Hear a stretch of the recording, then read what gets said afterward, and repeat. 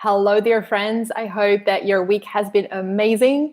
I'm so happy that you're here today with me. Today, we're going to be discussing one of my most favorite topics ever, which is flow state, flow methodology.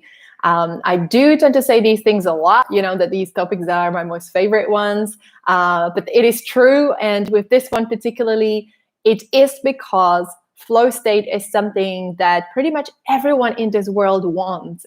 I'm pretty sure that every single one of you have already somehow experienced the flow state, this activity when you're completely merging with the activity that you're doing, and you want more of it. You want to achieve this activity on a regular basis, and you just wish that you could really incorporate it into your life more, because it brings all of these amazing results that we're going to talk about today.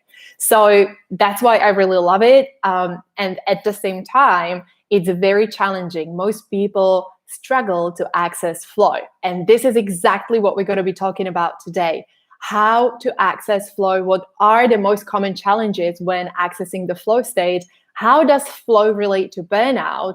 And how can you perhaps incorporate flow more into your life? What is really the path to having more flow in your life?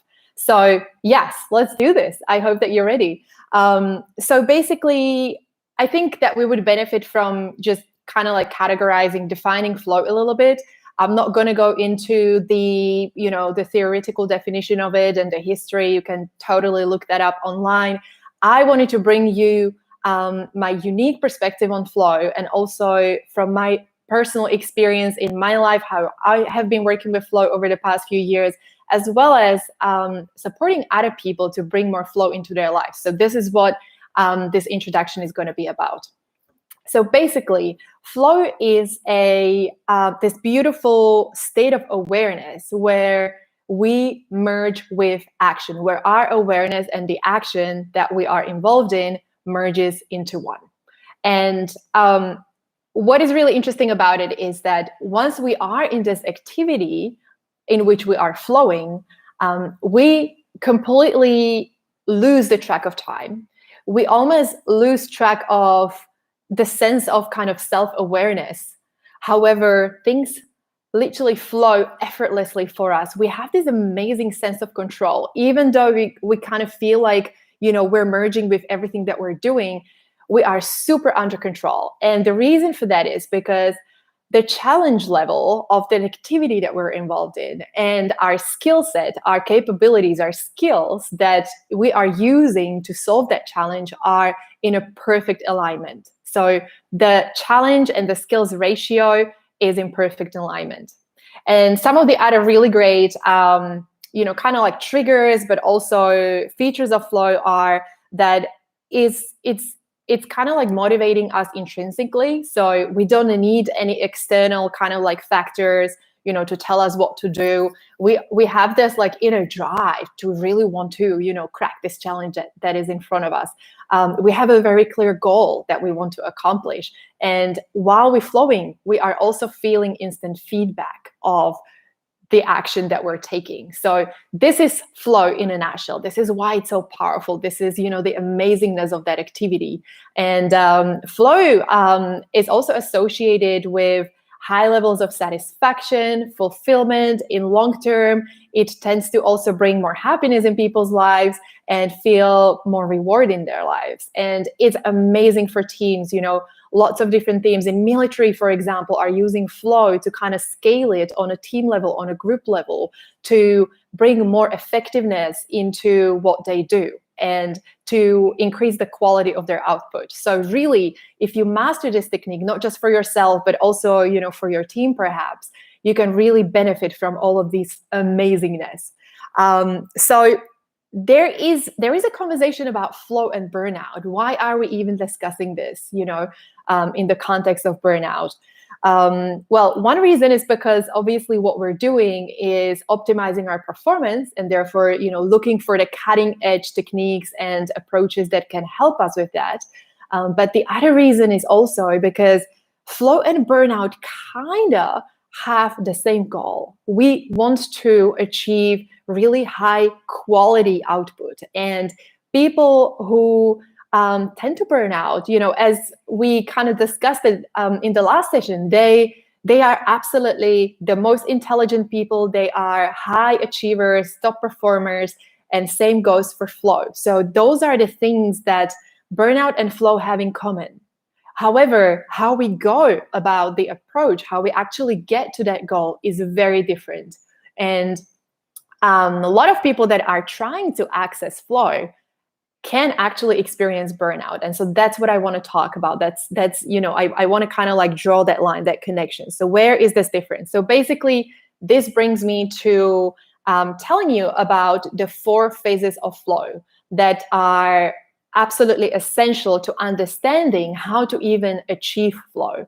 So flow isn't just this like state that just happens, being able to understand, to kind of like decrypt of what does flow actually require in order to happen, and understanding how to get there strategically will help you to make sure that you can repeat it, and you can replicate the same methods over and over again. So this is how to do it. So basically, flow has these 4 stages. The first one is struggle, which is when you are presented with a challenge, and it is, it's this activity, it's this like, it's this puzzle in front of you that you have certain idea about how to do. There is definitely an area of unknown in that as well, where you are going to have to, use your skills to figure out how to approach this challenge, how to solve it. So we can just use the puzzle example, you have a bunch of puzzle pieces in front of you, and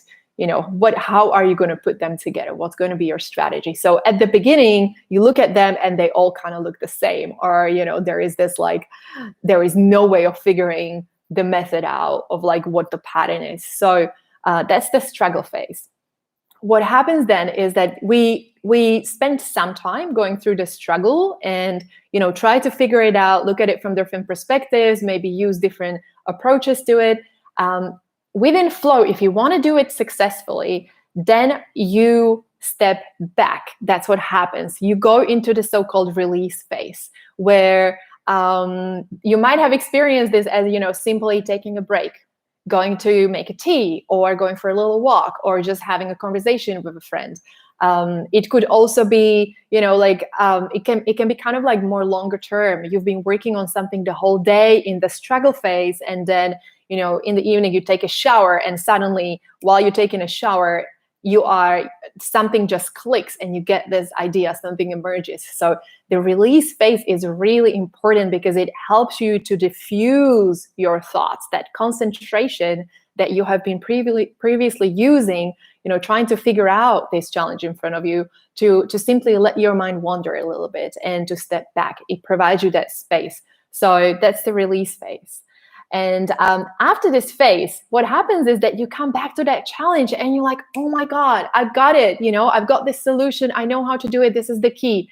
And you come back and you start figuring it out again, and you see that it's working, that, that approach that just occurred to you, that it's actually leading you to the answer that you were looking for. And within the whole kind of challenge piece, you might go through this process several times. So, this can repeat the kind of like size of the flow process, the flow cycle.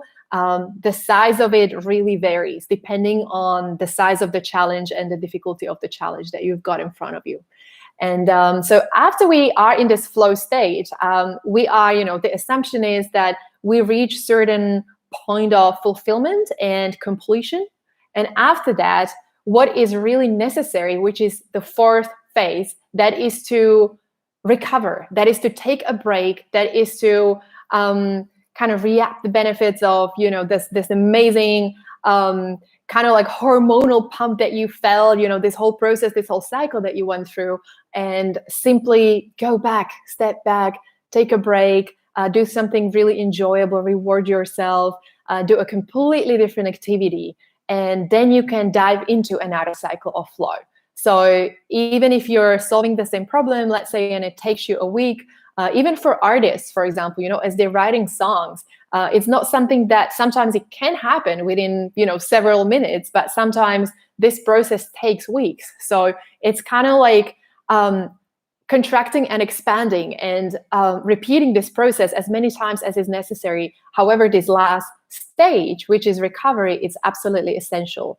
And so this brings me to the most common challenge, which we discovered, amongst the people that we've worked with so far, and definitely personally on my end as well, as a perfectionist and a person who really wants to just is kind of like a workaholic and wants to get things done and work on everything because it's so exciting and so motivating.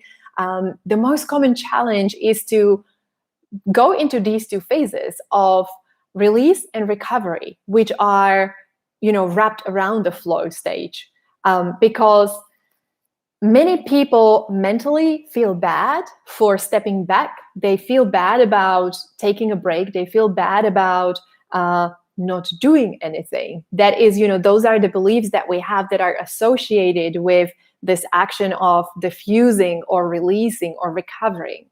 And that's exactly what leads people to burnout.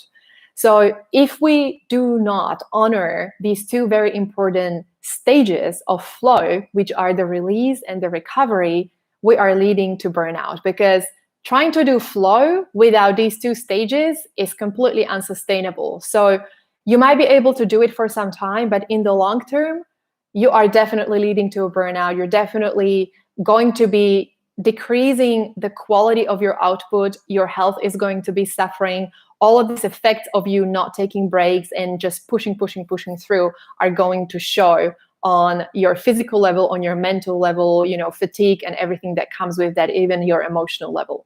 So I have actually ran a survey on LinkedIn a couple of days ago, and there's already some really interesting findings that are coming out of that I wanted to bring into this conversation today, because this belief system around what work actually looks like and how we should be approaching tasks and handling the things that we have in front of us, and our to-do lists, whatever we believe that is important for us, whether you are a CEO of a large company, or you're running a smaller team, you have a smaller company, or you're an employee, or you're a freelancer, we all have our own to-do list and responsibilities and things that we consider important that we have on our plates.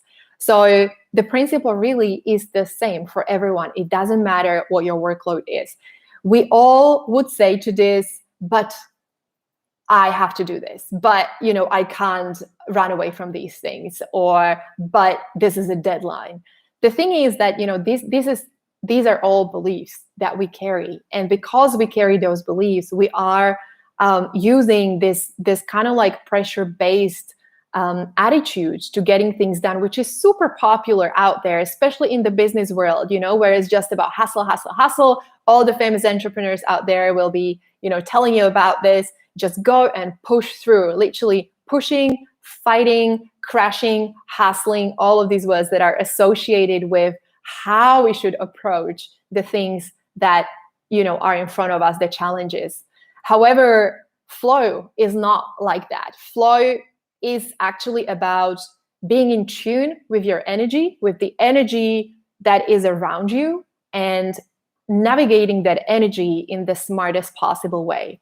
And that's the reason why, most people are still using this old school way of approaching the workload and business and success, which is showing now these days when more research is coming out about mental health and physical health, and the impact of this attitude that we've been using in our workplaces, that this is driving people into exhaustion and burnout, and it's not sustainable. And the other very important aspect is that actually a lot of people, there are really amazing entrepreneurs out there who are starting to pioneer this more kind of like harmonized, balanced attitude to work.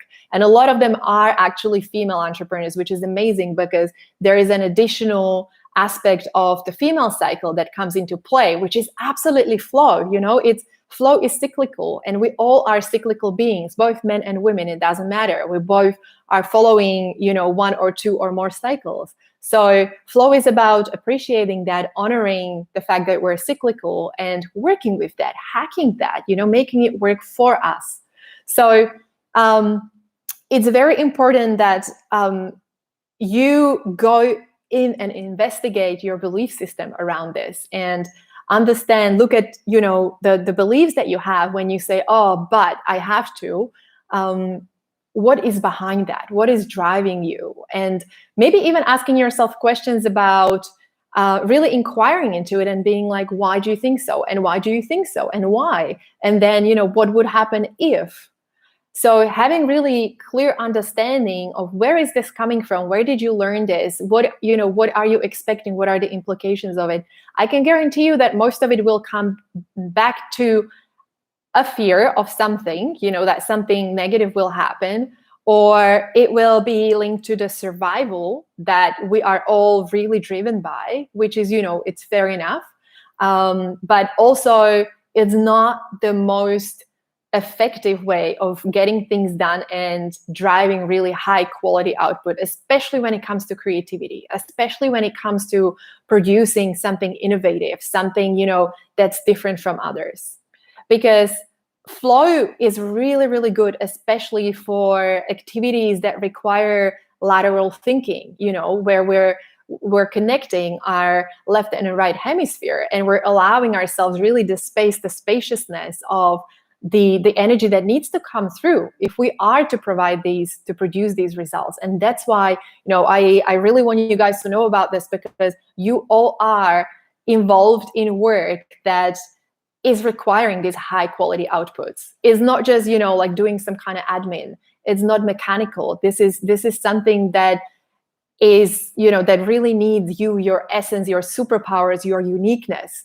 And if you want your potential to be reflected in what you're doing, you gotta flow. You just have to go in and inquire into your own beliefs and what's preventing you from flowing. So yeah, this is the first part, which is super important. So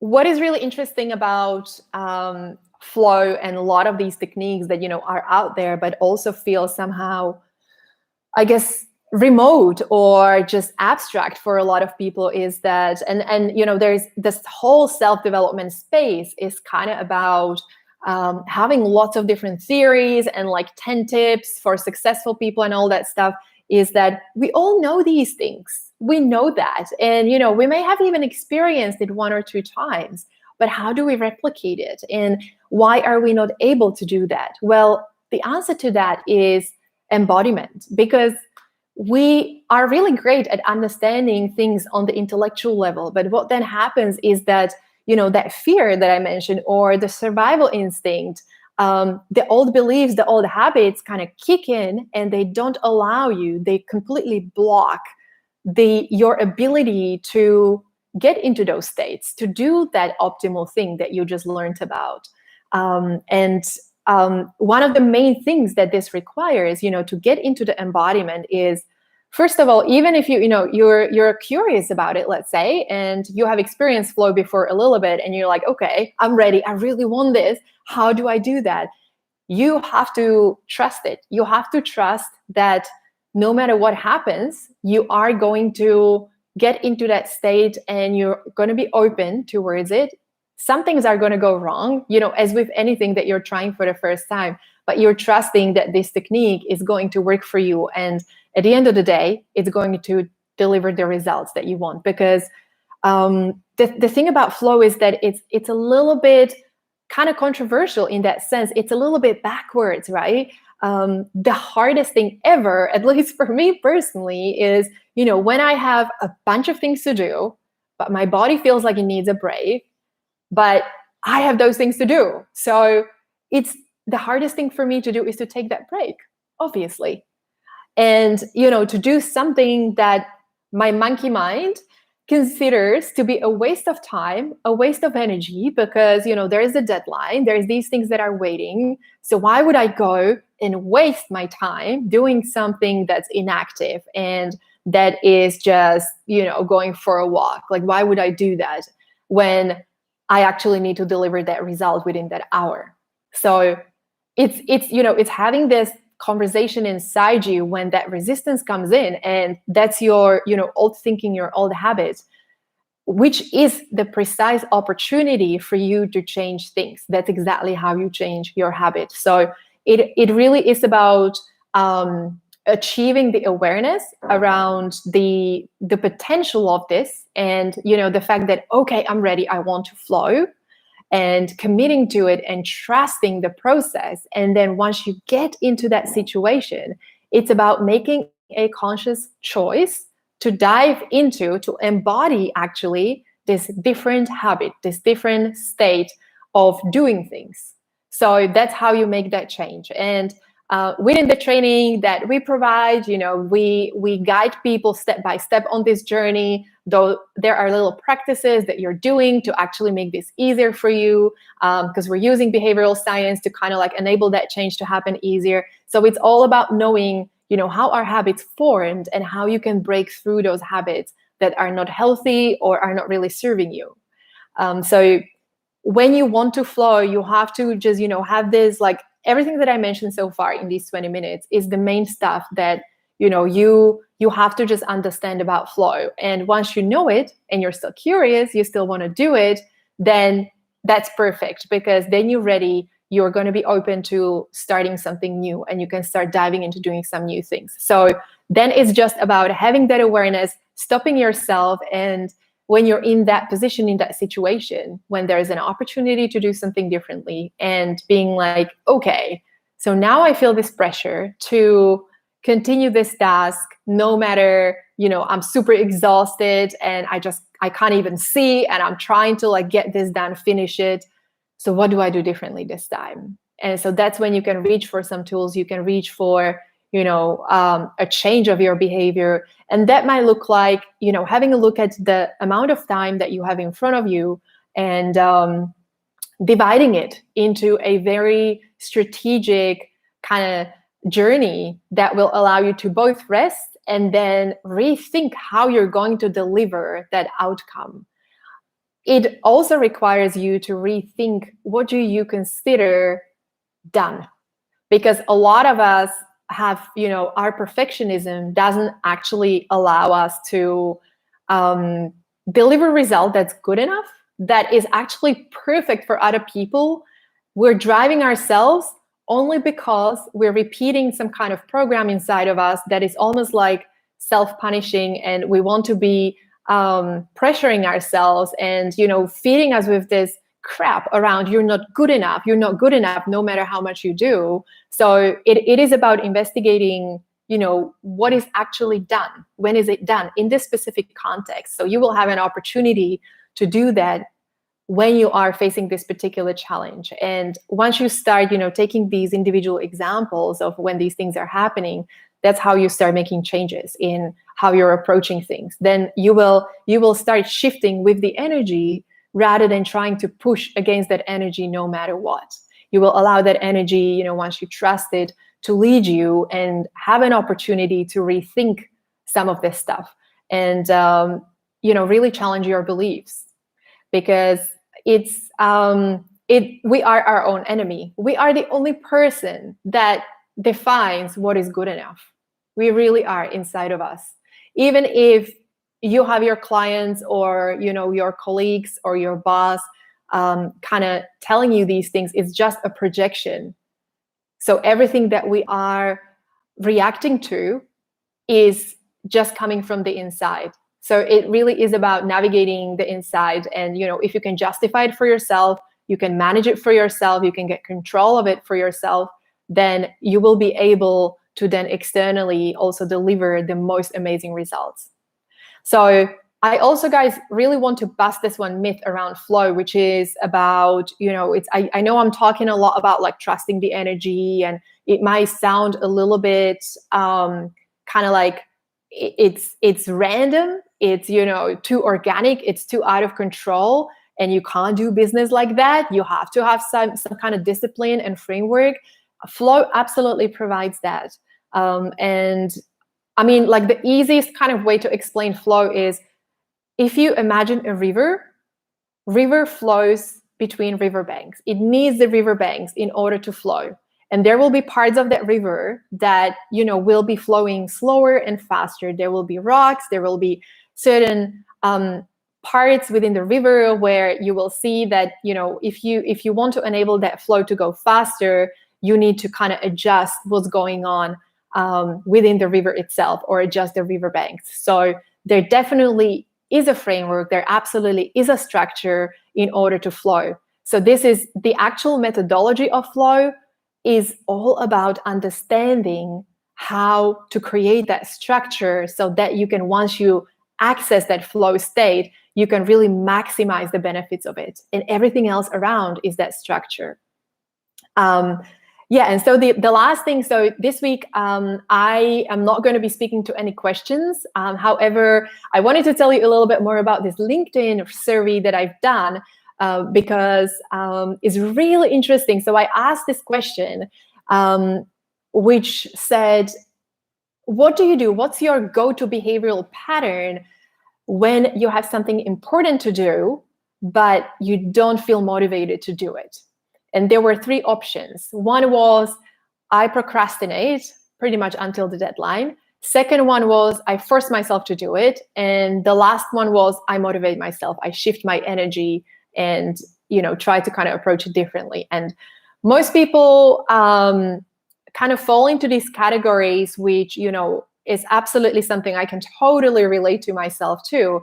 Was the procrastination, which is most of us experience that at a university or in school, when you have an assignment. So procrastination to me is something where we're unconscious. We know that there is a task, there is a goal, there is a deliverable, there is an assignment. And we know that that's something we need to do in the back of our minds. And then what we start doing is that, we find lots of little things that are not really important that we do instead, to kind of just, maybe comfort ourselves a little bit. Sometimes these things are addictions. Sometimes these things are compulsions. Those are things that are easy for us to do. Having a look on social media, cleaning your house, having some food, watching the TV, you name it. Every one of you has their go-to procrastination activity. I'm pretty sure about that. We all do. So that's what happens with procrastination. And then when it gets to the final point, just before the deadline, then we're like, oh, okay, oh my God, I really need to deliver this.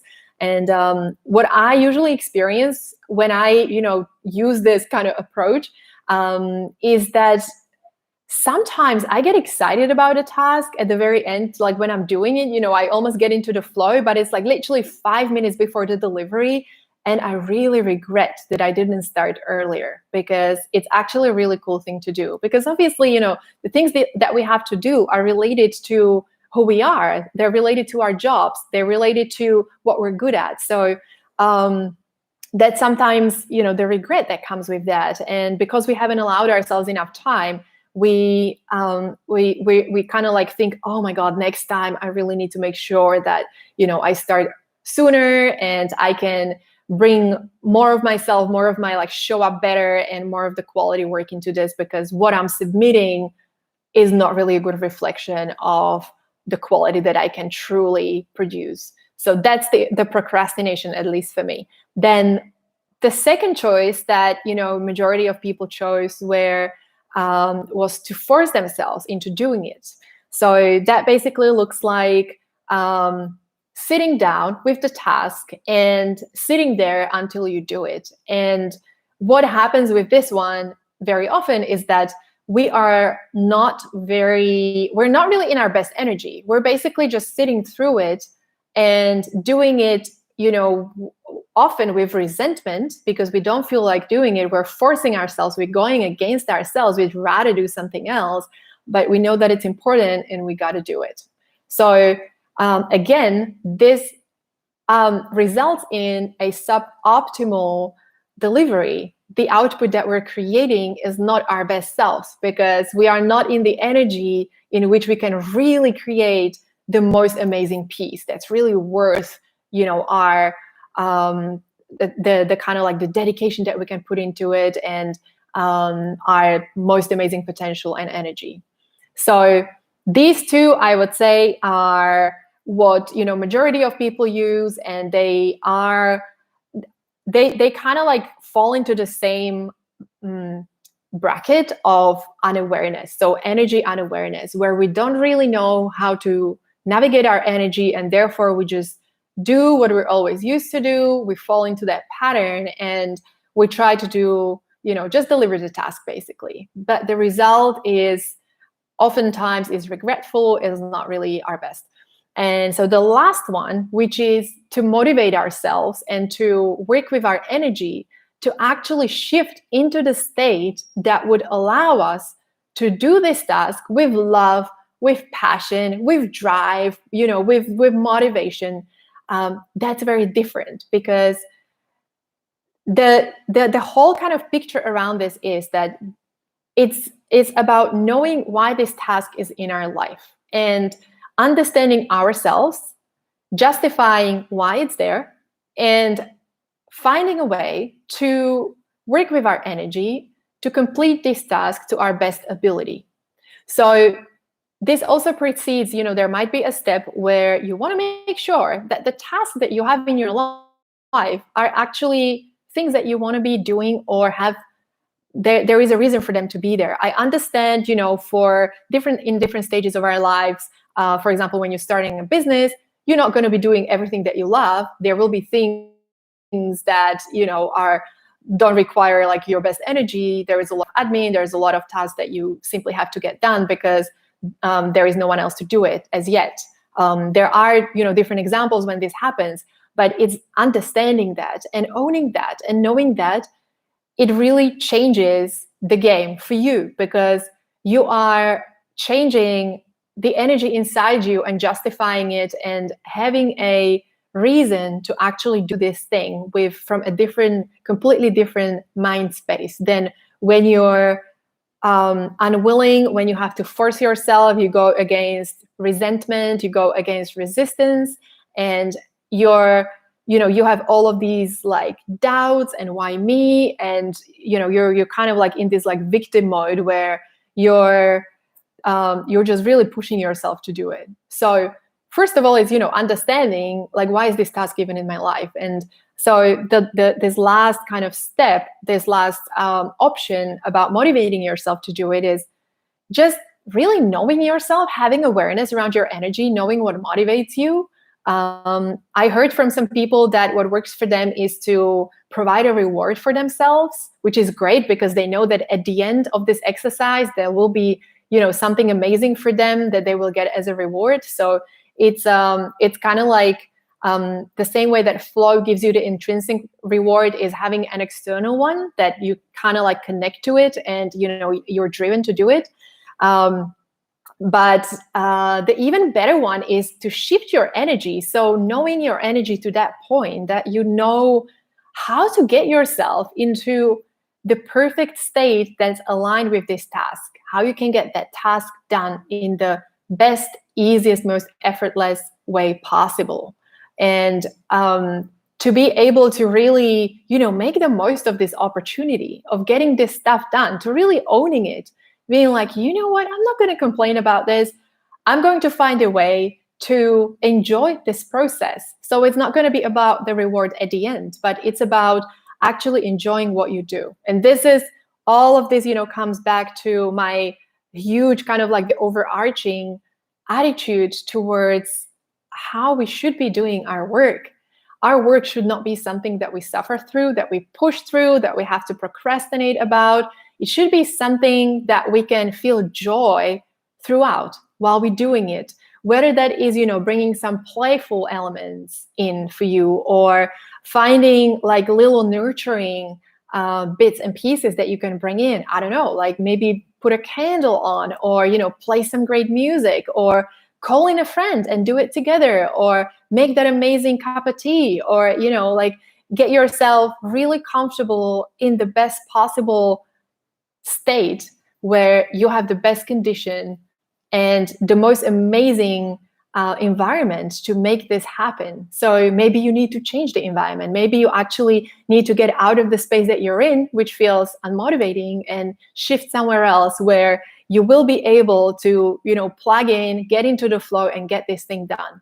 So really, it's about, everything in your life that you're doing to give it your best energy. Give it your, it's there for a reason. So how can you actually enjoy it? Because the more joy we experience doing things that we're doing, and really accept and embrace, how these things are kind of structured and showing up in our lives, the easier the life will be for us. And this is about absolutely accepting when you're feeling tired, time to take a break.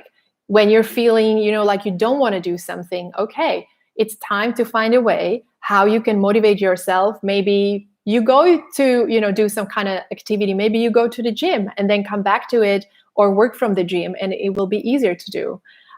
It's maybe there's a conversation you need to have with your boss about, how to make these things work better for you. And I can guarantee you that bosses will be happy when they see their employees taking charge of their energy, because it's all about, making more quality outputs for them, contributing to their businesses in the best possible way while you're enjoying the process. So you're experiencing a completely different state in your whole body. Your entire body is just imagine spending a day in work, just being stuck in the same routine, pushing through something that doesn't feel enjoyable, and then compare that to a proactive way of really taking ownership of how you navigate your energy and how you get things done, making sure you're doing the right things, and also making sure that you're doing them in the right way. So this is flow for you, my friends. If you want to talk about this further, you can always message me, ask me questions, even after this video. This will live here on YouTube. Thank you for joining me today. And if you have ideas about what you would like to learn about for our future lives, feel free to reach out as well. Don't forget to join our Facebook group, Burnout Heroes. And for more information, you can check out our website, burnoutheroes.com. My name is Veronika. It was a pleasure to see you, talk to you today, and I look forward to connecting in our future episodes. Bye.